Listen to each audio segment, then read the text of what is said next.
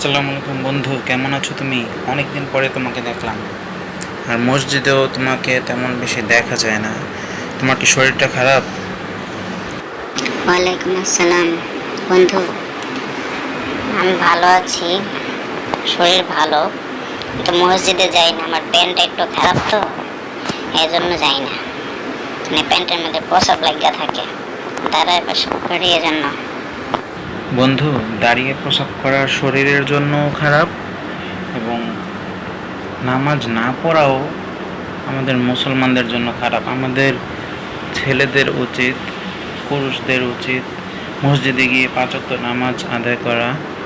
মহিলারা তো আর মেয়েরা তো ঘরের মধ্যেই পড়বে, এটাই তো স্বাভাবিক নিয়ম। হ্যাঁ হ্যাঁ বন্ধু, তুমি ঠিক বলছো। মানুষ কখন মারা যায় তা তো বলা যায় না। আর আমাদের সবসময় পাক পবিত্র অবস্থায় থাকা উচিত, অর্থাৎ সবসময় অজু করে থাকা উচিত।